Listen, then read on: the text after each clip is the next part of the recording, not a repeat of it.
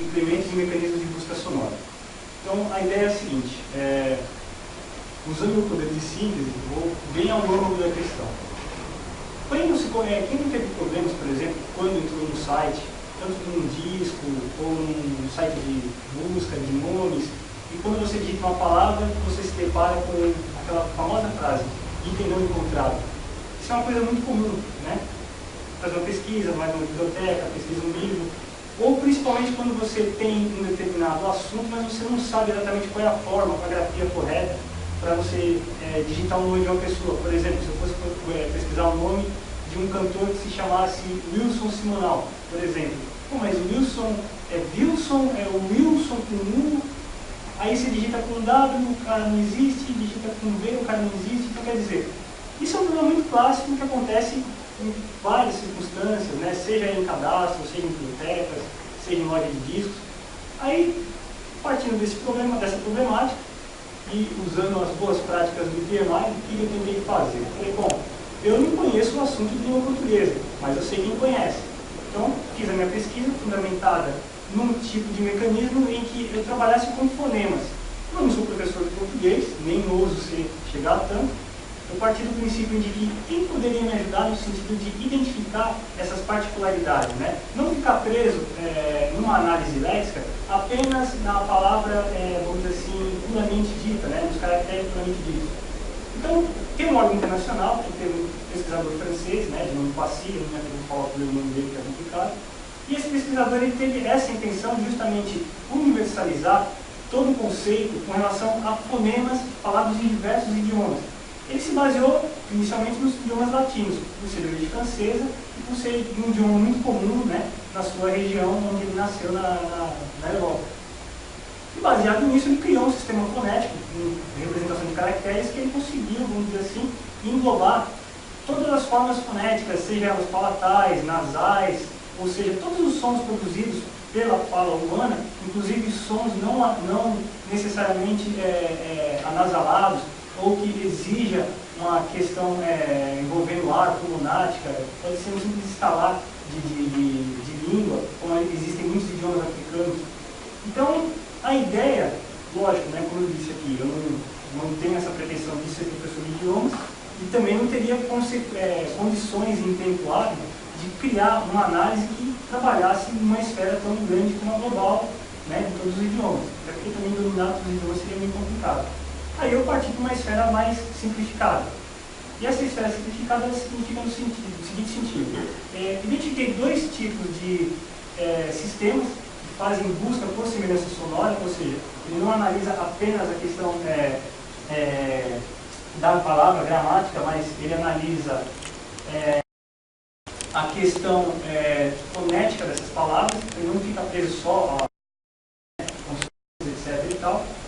E aí eu descobri dois tipos de algoritmos. E esses algoritmos são os seguintes.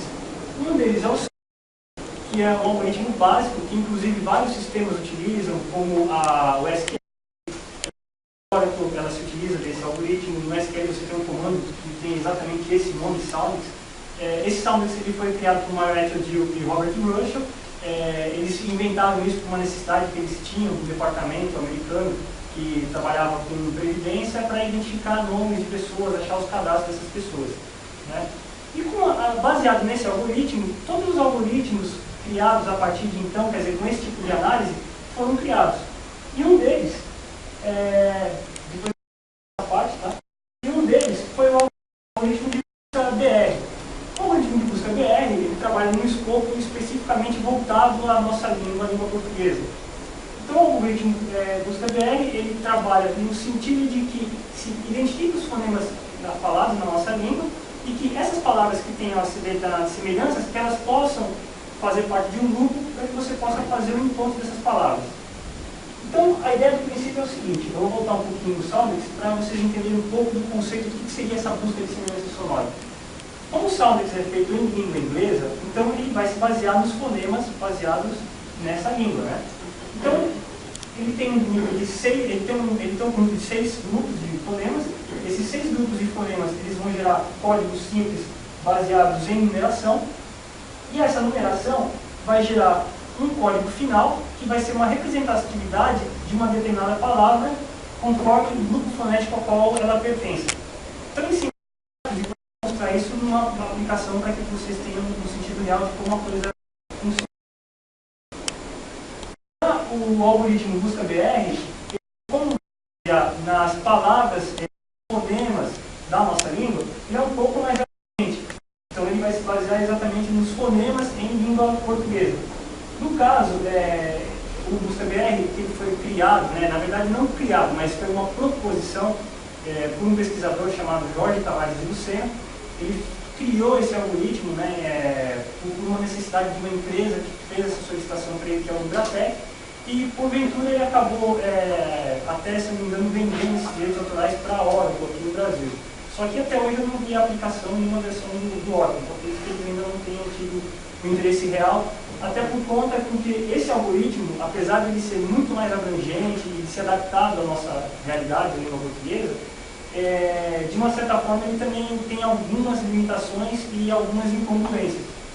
E o meu trabalho foi justamente o que? Eu, observando esse algoritmo, eu criei o meu implemento, e a ideia do algoritmo Busca-BR não é diferente, em contraposição ao algoritmo do Soundex. Ao invés de trabalhar com códigos numéricos, de grupos, ele trabalha com os fonemas simples, unidos nesse grupo de caracteres, para gerar essas palavras.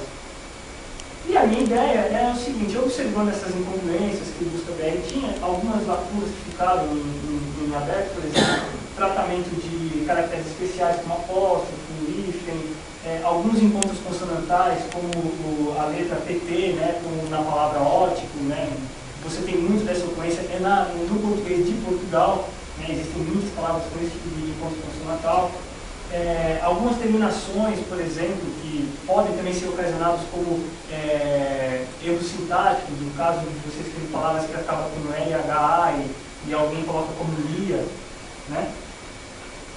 Outros exemplos, eu considerei que algumas lacunas que ficaram na ideia do Busca-BR, como a terminação apesar de ele ter citado, mas ele não colocou isso, ele descaracterizou o uso desse tipo de caracteres.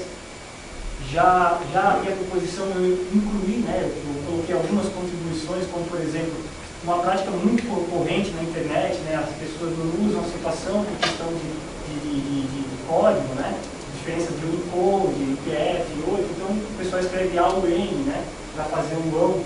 Então esse tipo de tratamento eu incluí no meu trabalho e gerei uma aplicação para que fizesse essa análise.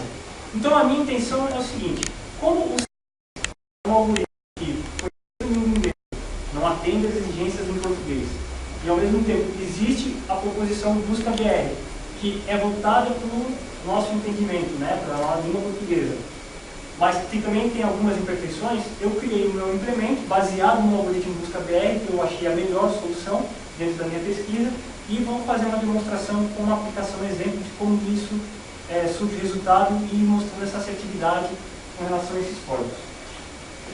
Filha, pega para mim aquelas coisas aí, por favor. Eu vou passar para os senhores um material complementar, que na verdade é apenas para poder entender aquilo que vai ser exibido para vocês aqui. Esse material, ele contém exatamente o algoritmo que eu desenvolvi, as melhores práticas de programação do mercado.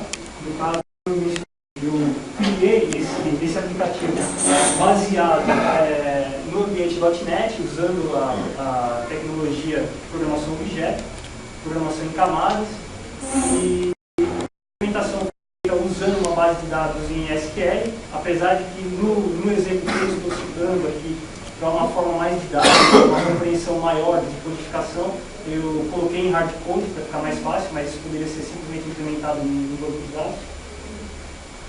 E aqui no final eu tenho só um mapa conceitual, mostrando exatamente a evolução do trabalho.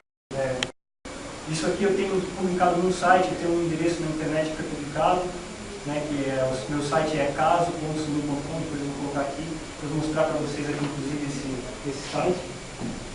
Então aqui é só o resumo, tá? Eu vou sair da parte de slides e mostrar para vocês esse algoritmo.